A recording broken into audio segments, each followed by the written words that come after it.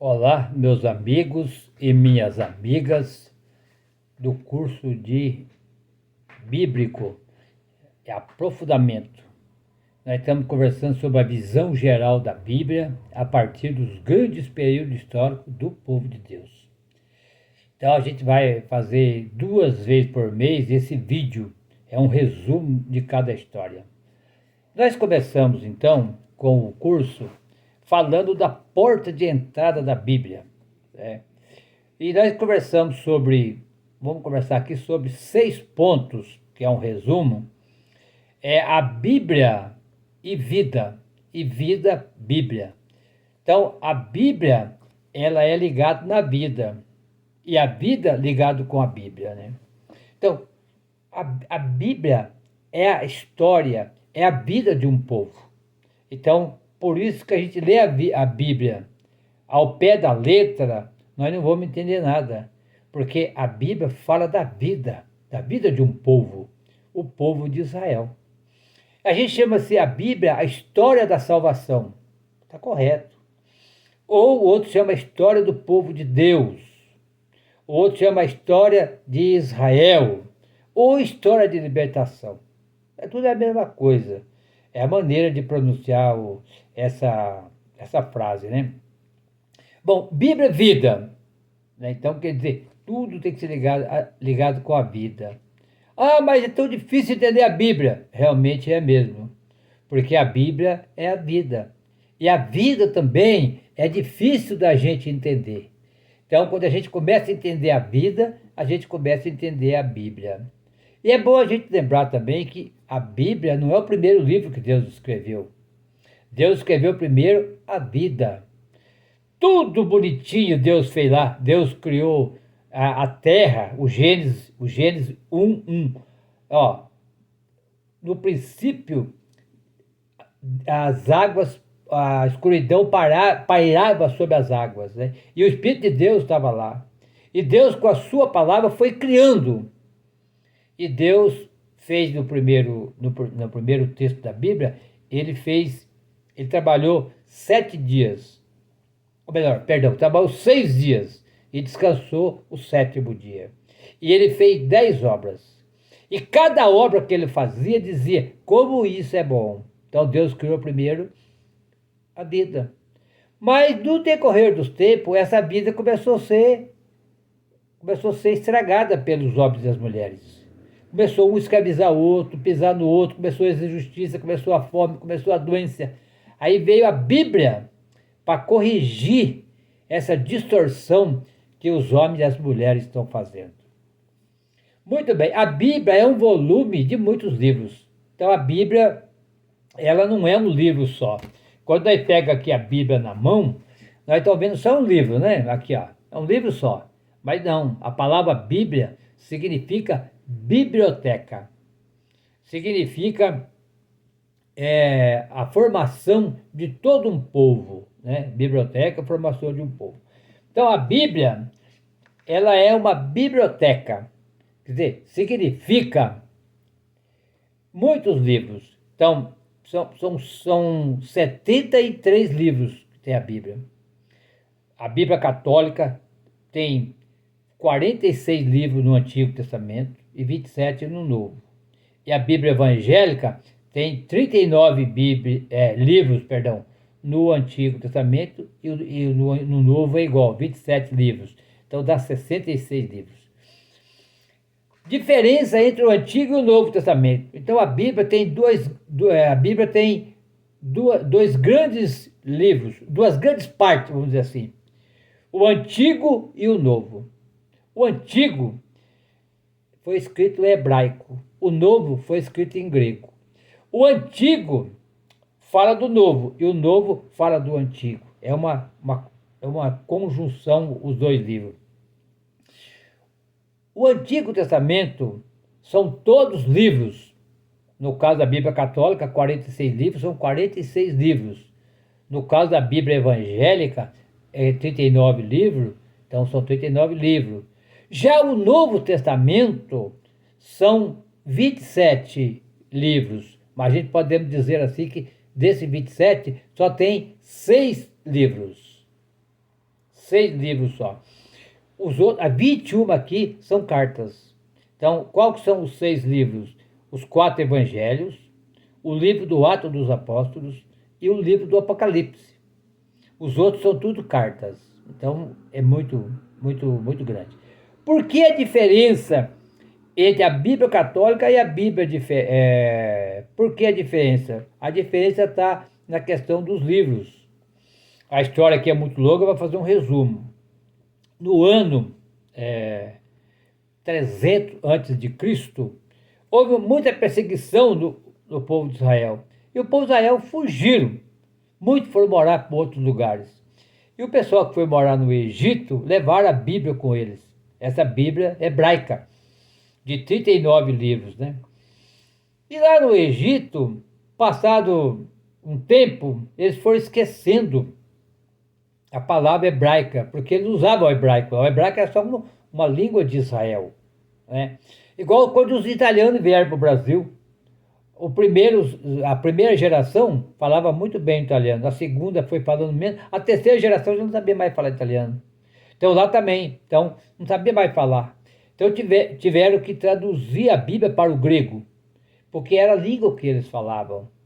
Nessa tradução da Bíblia do hebraico para o grego, eles acrescentaram mais alguns livros, né? Eu vou passar para vocês já. Acrescentaram mais alguns livros, que esse livro é que não tem na Bíblia evangélica, né? Alguns livros que não tem na Bíblia evangélica. Vou passar aqui para vocês já. Ó, então, qual o livro que eles acrescentaram lá no Egito? O livro de Tobias, o livro de Judite, de Baruque, o livro do Eclesiástico e o livro da Sabedoria. Então são 5, olha lá. Tobias 1, Judite 2, Baruque 3, Eclesiastes 4 e Sabedoria 5. E os 2 livros de Macabeus, que é o primeiro livro de Macabeu, o segundo livro de Macabeu. Não tem na Bíblia evangélica. Bom, esse não tem. Então a diferença é isso também. Agora, a história, por que aconteceu tudo isso é muito longa, tá? Começou nesse tempo lá, no ano 300 antes de Cristo. Eu vou resumir aqui. Quando chegou no ano 400 depois de Cristo, o pessoal já não falava mais o hebraico e nem o grego, falava o latim. Aí o Papa Damásio pediu para o Jerônimo traduzir a Bíblia para o latim. E ele estava com 46 livros. E estava produzido o Novo Testamento ainda, né? E quando ele foi produzir esses 46 livros, ele não sabia falar hebraico. Ele teve que ir lá em Jerusalém aprender com o rabino. E o rabino convenceu ele que esses 7 livros a mais não estava correto. Mas ele, como católico, como obediente ao Papa, ele veio e diz, olha, eu vou traduzir tudo certinho.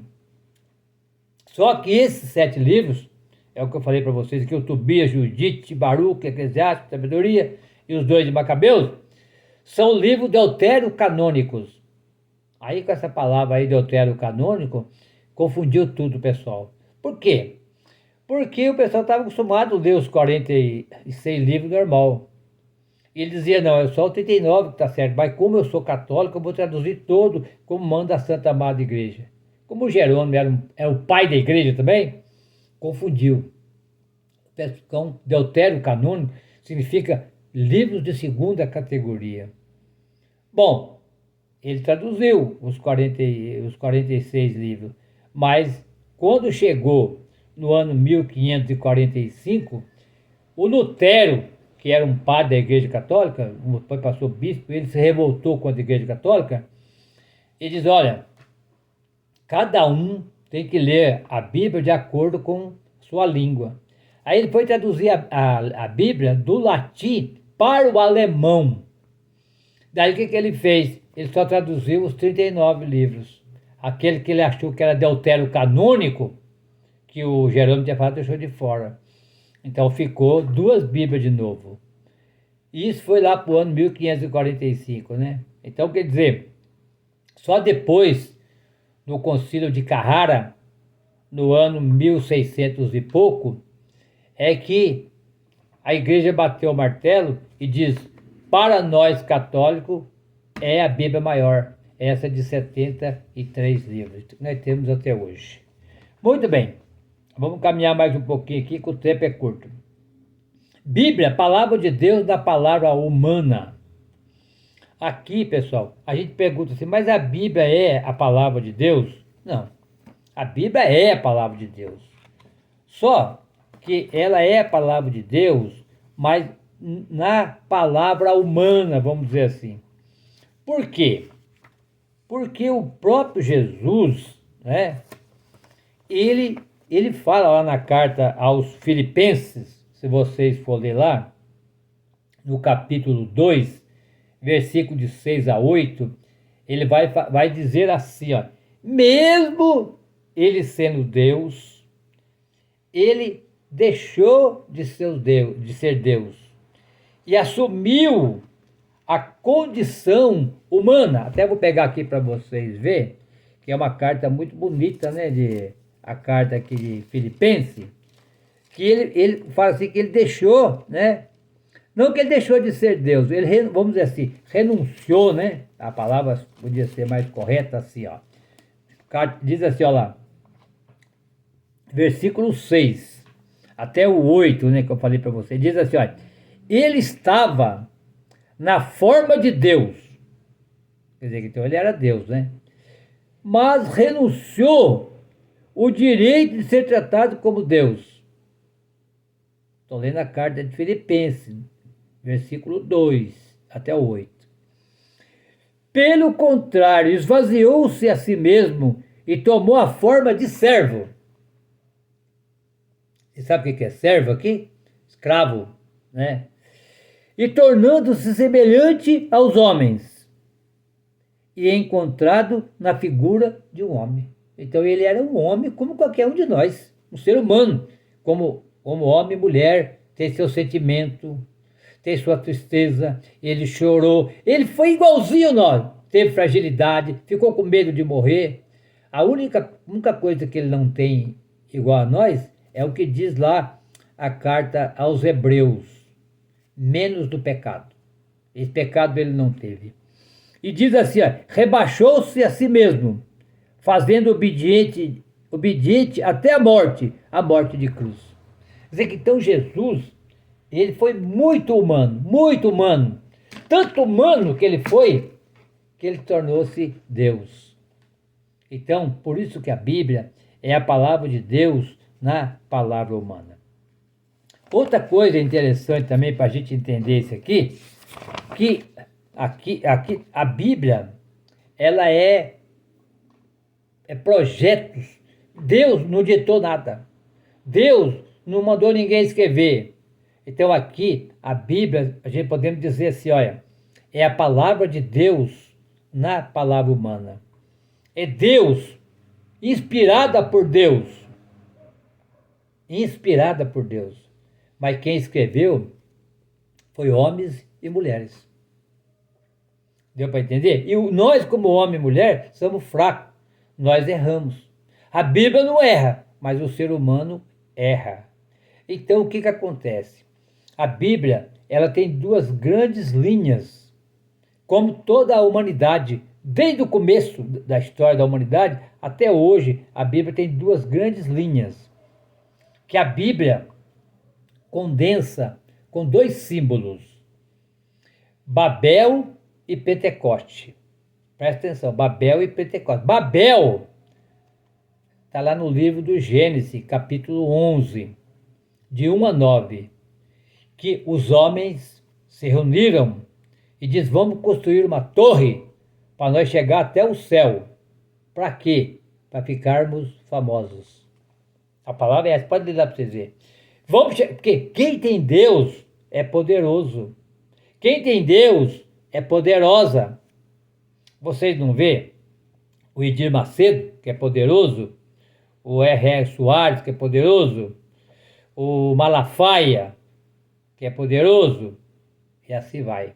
O Papa, o mundo inteiro conhece o Papa. Não está o nome do Papa, todo mundo sabe. Então, os homens queriam ser igual a Deus, então vamos construir uma torre. E para construir uma torre, Tinha que judiar de muita gente, deixar muita gente escravo, construir tijolo para chegar até o céu. Como? Quando começaram a construir tudo, Deus olhou lá de cima e disse: aqui não.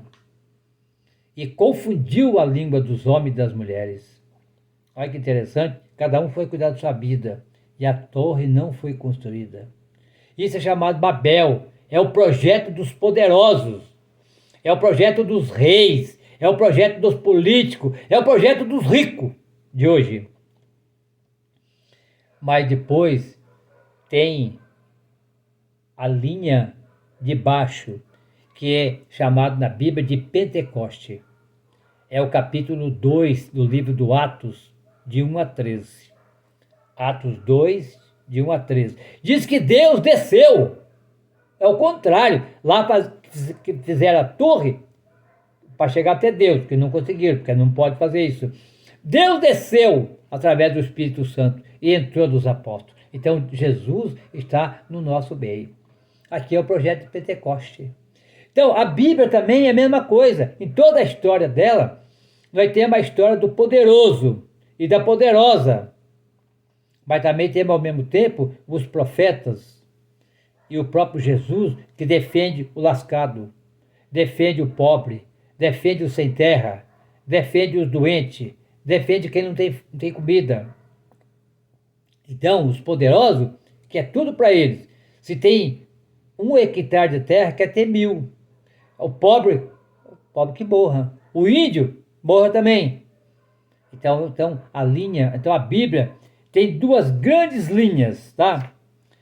A linha oficial, que é Babel, e tem a linha popular, que é dos pobres. Os pobres que não aceitam. O próprio Jesus, ele nasceu pobre, viveu pobre e foi assassinado numa cruz, porque ele ficou do lado dos pobres e dos lascados. Por isso que ele foi assassinado. E daí, crianças, nós temos na Bíblia, que nós lemos lá ontem, é o livro do Deuteronômio. Eu até vou passar aqui para vocês não perder o fio da meada. O livro do Deuteronômio, né, e é o capítulo 21, do versículo 18 a 21, que diz assim, olha: se um homem tiver um filho teimoso, rebelde, que não obedece à voz do pai nem à voz da mãe, e não ouve nem quando corrige, o pai e a mãe pegarão o filho e levarão aos anciãos da cidade, até a porta do lugar, cidade. E dirão aos anciãos da cidade: este filho é teimoso, rebelde, não obedece, é comilão e beberrão. Todos os homens da sua cidade vão apedrejá-lo até que ele morra. Assim eliminará o mal que está no meio do povo de Israel. Agora eu pergunto para você que é pai, você que é mãe, está nos acompanhando no texto bíblico, teu filho não obedece, vai mandar matar? Jesus mandou fazer isso? Nunca. Quantas vezes eu devo perdoar meu irmão? O Pedro pergunta para Jesus: 7 vezes? O que Jesus responde? Não, 70 vezes 7. Está lá no capítulo 18 do livro do Evangelho segundo Mateus, né? Você tem que perdoar 70 vezes 7, quer dizer, sempre. Como é que o pai vai mandar matar o filho? Então é uma coisa terrível, né? Então, quer dizer, então você tem que ler a Bíblia com muito cuidado. Aí acabamos de ler isso aqui e fala: palavra do Senhor, demos graças a Deus. Não, aqui não é palavra do Senhor, aqui é palavra dos poderosos. Então a mesma coisa é hoje, pessoal. Quando os poderosos explicam a Bíblia do jeito deles, para ganhar dinheiro. Já dei o nome desses caras aí, né? E muitos outros. Usa a Bíblia para ganhar dinheiro. Mas ao mesmo tempo tem outros que usam a Bíblia para nos libertar. Que foi o que Jesus se deu. Então nós vamos ler a Bíblia aqui no nosso curso, durante 2 anos, na metodologia de Jesus, que é a partir da vida. Veja só, um pouquinho aqui da história da América Latina. Quando os portugueses chegaram aqui no Brasil, estava cheio de índio aqui, milhões de índios. Estava cheio. O que os portugueses fizeram? Eles pegaram o livro do Gênesis, né? E tinham aqui um teólogo chamado Juan Sepúlveda, teólogo da Igreja Católica, e elaborou um texto baseado no livro do Gênesis, e ele dizia, olha, mesmo que todo mundo é descendente de Adão e Eva, só alguns têm o direito de explicar Deus para as pessoas. E com certeza era eles, né, os portugueses. E na América do Sul, nós temos o espanhol também, que entrou por aí, que nosso irmão aqui em roda, que fala o espanhol, né? Eles podiam explicar Deus para essas pessoas. E eles explicando Deus de acordo com a coroa real, que era a coroa portuguesa e espanhol, o que eles fizeram?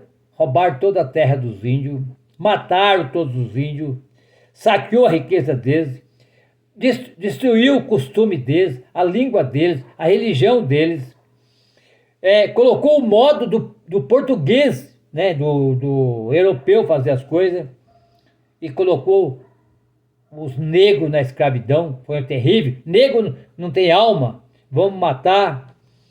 Abuso sexual, violência e massacre. Esse é o projeto oficial, que a gente chama de Babel. Mas por outro lado também, temos os teólogos do lado do povo, que é o Bartolomeu de Las Casas. E ele pegou um outro texto muito bonito, que é o livro do Eclesiástico, capítulo 34, versículo de 18 a 22. E lá vai dizer assim, ó, que Deus não fica contente com oferta de roubada. O pessoal rouba, depois dá 100 mil para a igreja. Não vai adiantar nada. Rouba, vai lá no copo e coloca 2 mil lá. Deus não fica contente. Eu estou falando do texto, tá? Eclesiástico 34, versículo 18 a 22. Lê lá para vocês verem. Então, quer dizer, são projetos em confronto. Deus não fica contente quando você rouba dos pobres, está lá também. Quando você mata o pai na frente do filho para roubar. Então é o que os poderosos fazem. Eles falam de Deus, vai, Deus acima de tudo. E nós aqui somos que mandamos de vocês. Mas Deus não está acima de tudo. O Senhor esteja convosco. Ele está no meio de nós. Certo? É assim que está. Pessoal, como já está chegando a hora, outra coisa importante, quando a gente fala também da história de Deus, a história da Bíblia. Então, a Bíblia, ela não é uma história ao pé da letra. Porque a história está aqui, ó. E está acontecendo a história hoje. Ela foi contada por muito tempo. E ela só foi escrita, no caso do Antigo Testamento, quase 1000 anos depois. Então a história foi contada, foi vivida, contada, escrita e depois copiada. Então isso é o processo da Bíblia, né? Então a Bíblia não é uma história ao pé da letra. A Bíblia quer fazer, mas não tem história, sabe? Tem, a Bíblia tem história, é história. Só que a história é colocado em teologia. Como que Deus age nessa história? É quase dizer assim, nossa, que casa bonita que você tem. Você fala assim, graças a Deus. Ele me deu força, trabalhei, consegui. O outro fala, que nada, que Deus nada, ele trabalhou e comprou. É outra ótica, né? E outra coisa interessante, então, pessoal, para nós encerrando, é sempre olhar essa questão. Se você olhar também a primeira carta de João, vai lá, primeira carta de João, capítulo 1, versículo de 1 a 4, vai falar então que a Bíblia foi vivida, depois ela foi, bem a memória, foi contada, foi escrita e foi copiada. Vamos ficando por aqui, foi um resumo do que a gente estudou no encontro, o primeiro encontro do estudo bíblico. Faz a propaganda para todo mundo aí no YouTube, manda esse vídeo para muita gente, para todos os seus contatos, e pede para se inscrever no nosso canal. O canal não é meu, o canal é o canal da história da Bíblia, o canal do povo.